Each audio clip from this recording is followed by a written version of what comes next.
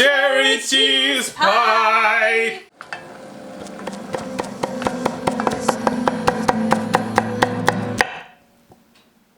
Hi, this is Katie. Just gonna make cherry cheese pie. I don't know what that is. Sounds kind of weird, but it's probably good. It's basically cherry cheesecake, but with normal crust, and then you put sour cream on top, which sounds weird, but it's actually really good. So, first, that is the front. Cool. Oh, yeah, that's a light that you're about to kill us all. Oh, it's that kind of stove. It's that kind of stove. I'm so used to electric now, I'm just like, why isn't it working? Yeah, With that funny smell. So, you start with 4 cups of cherries. You can get these nice frozen ones. Especially in the wintertime, you're probably not gonna find too many fresh cherries roaming about. How do I turn this down? All right, you're just gonna wanna get these in there, get them going until some of the juice absorbs a little bit and it sort of thickens up ever so slightly. So I'm just gonna make sure that it's nice and warmed up a little bit. What I did here is about a cup of sugar and then 4 tablespoons of cornstarch. Take this off the heat for a second, just so I can mix this stuff. Alright, so now I will put it back on heat. I'll keep it pretty low. You don't want anything to burn, obviously. No one likes that. So normally this takes a while to cook down, a little bit of patience. Keep coming back and stirring. So in the meantime, let's start on the actual pie crust. For a single crust pie, you just want to do, it'll be a cup and 1/4 a cup of flour. And then about like 1/2 teaspoon of salt. I don't actually sift flour ever, I just use a smaller cooking vessel to very loosely shake the flour in. Pretty much, I guess, whenever you're baking, you want to keep the flour pretty light. You probably know the mechanics behind it better than I would. What are you looking for? Are you looking for a teaspoon? Yes. Oh, they were all in front of me this whole time. Wow, it's a Christmas miracle. I had it in front of me. Oops. Just about like you want about a 1/2 teaspoon or so, just to give it a little bit of salt. Mix it all up. All right, so now, if you want to throw a little bit of lime juice in your pie, now would be the time to do it. And honestly, this is just to taste, however you like it.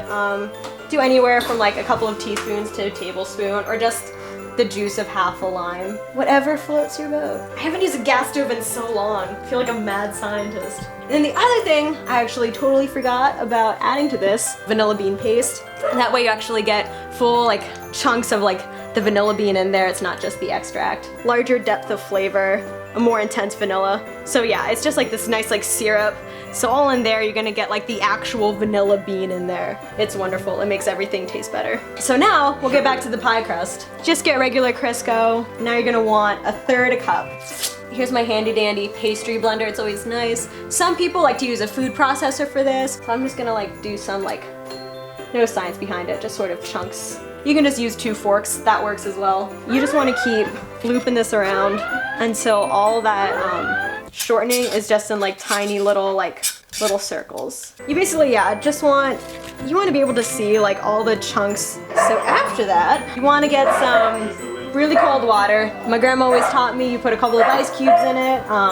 That really helps, I guess, keep it a nice crunchy, crispy crust. I'm gonna do about 3 or 4 tablespoons of water in there. And don't forget to continuously stir your cherry mixture so it does not burn. And just tablespoon by tablespoon, you want to drop the water in there. Just like sort of slowly drop it in and toss it around with the fork so that you sort of get like it to start to look like a little bit clumpy. And you want it to like pretty much all be like the same moisture throughout by the time you're done. So I'm gonna start with 3 tablespoons. If there's like a lot of sections that seem like they're still super dry and it's just the flour, I'll put another tablespoon in or so. Okay, so this is basically what you want it to look like after you get the water in there.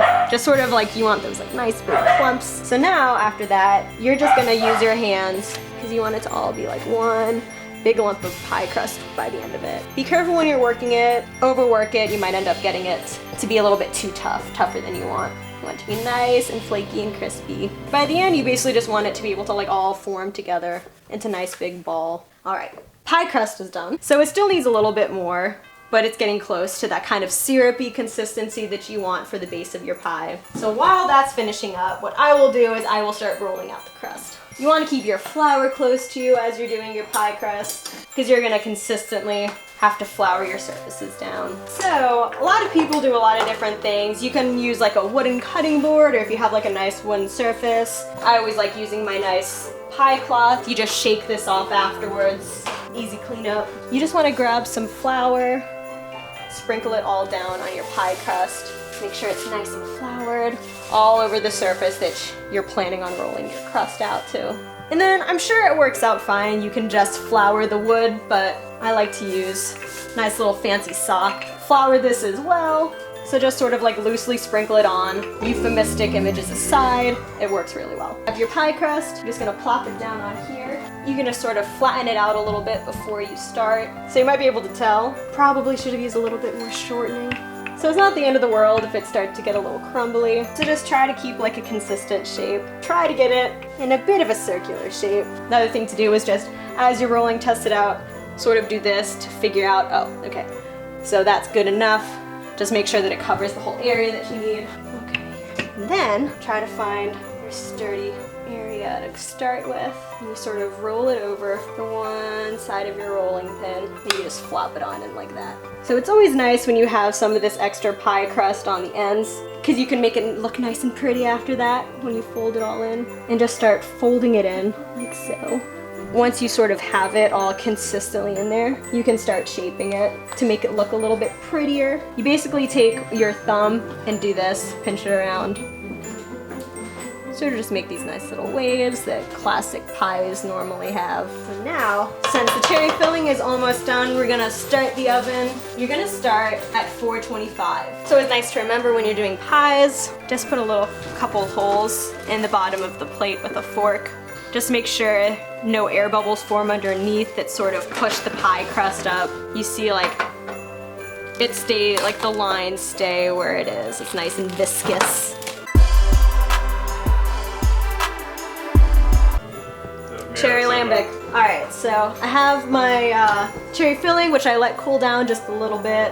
If you have a little bit extra, that's fine. You want it to be just about like, I would say, half of pie filled up, because you're still going to be putting like a cheesecake on top. That's about good. If you do it yourself and you have a little bit extra filling left over, you can use it in yogurt or put it on your romantic entanglement, whatever you want to do with that leftover filling. Fine with me. All right, so the next thing, what? Normally what you want to do when you're making pie, especially if it's going to be in the oven for a decent amount of time, is make some sort of like metal protector to go around the rim of the pie so that the crust on the outside doesn't burn before the rest of the pie bakes. So you can buy little like circular things that go around them, or you can just use foil. So just do it a little bit delicately, especially since you put so much time and effort into making your beautiful little waves around the crust. And then put in the oven as gingerly as possible to not mess up your weird foil conglomeration. All right, so in it goes for just 15 minutes. There you go, 15 minutes. While you're doing that, you can start whipping up your cream cheese cheesecake mixture to go on top. It's really easy. You just want 1.5 packages of cream cheese like this. You just want to soften it too for most of the day, so I've just been leaving this out for an hour or so just to soften it up, make it a little bit easier to mix. So you get that, and then you want 2 eggs and a 1/2 cup of sugar. And then I normally put in, again, about, I would say, a teaspoon or a little bit more to your liking of vanilla. Actually, I'm gonna cream the cheese first. So I'll just do like medium speed. You just wanna like cream it up a bit, make it nice and smooth before you add anything in. All right, put your eggs in there. So cream that together. It's like a standing mixer like this. Every once in a while, just like push all of the cheese, cream cheese down to the bottom. Make sure that it all starts to mix together nice and consistently. And then once it's a little bit smooth, and then you can put your sugar in. All right, so I'm just going to put in 1/2 cup of sugar. Of course, as I said, always put in some of your vanilla to make anything taste better. Just eyeball it. Nothing's gonna taste bad from having too much vanilla in it. I normally put in about, I would say about a teaspoon's worth, maybe a little bit more than that. Make sure that it's all nice and mixed together. So just let that mix while your pie's cooking a little bit in the oven, and then once that's all done, you can take the pie out after 15 minutes, put this on top, put it back in the oven at 350 for 30 minutes. All right, so it's been about 50 minutes. I realized I never actually set the timer, but it probably has been. I'm gonna take this out. All right, and I have already set the the oven back down. You want it to be at 350 for the rest of the baking time. All right, so now we have our cheesecake topping on here. You're just going to spread it right on top of the pie. Just be a little careful as you're spreading it on that it's not all sort of mixing around into one giant sort of amalgamation of cherry and cream cheese. Spread it around so that it stays one layer. If you have some sort of naysayer like Kevan next to you, you can make sure that there's no... make sure the pie doesn't f***ing suck. It won't. It's pie. There's scientifically no way that pie can go wrong, ever. But there is. Click here. So, now that I have done everything to Kevan's specifications, I'm going to put it back in the oven again for a half hour. 30 minutes.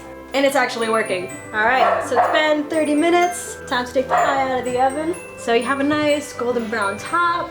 So we're going to let this completely cool. So let it cool and we'll put that on. All right, so the pie has cooled enough. You want to completely cool the pie before you put the sour cream on top. All right, so you just take your regular plain old sour cream, just want a cup's worth, and you're just gonna start spreading that good stuff around. Make it look all pretty. And then is a little bit of nutmeg you put on top. Really just enough for it to look really nice. You can really never go with too much, but I have some whole nutmeg here, so I'm just gonna grate it on top. And there's just something really perfect about the little like dense hit of the nutmeg flavor with the sour cream on top. So here you go, cherry cheese pie. You can never go wrong with it on your holiday season. All right, now it's pie time. And again, really important part about letting it completely cool is anytime you have a fruit filling, you want to give it time to set before you cut it or else it's just gonna bleed all over the place. Here is your cherry cheese pie. Time to try the pie. Tastes just like Grandma's pie. I guess it's pretty good cooking. Stop. Splendid. Too bad. Crust came out crispy really and good. That's great. I like it a lot. Hey, you guys, this pie. It's a pie!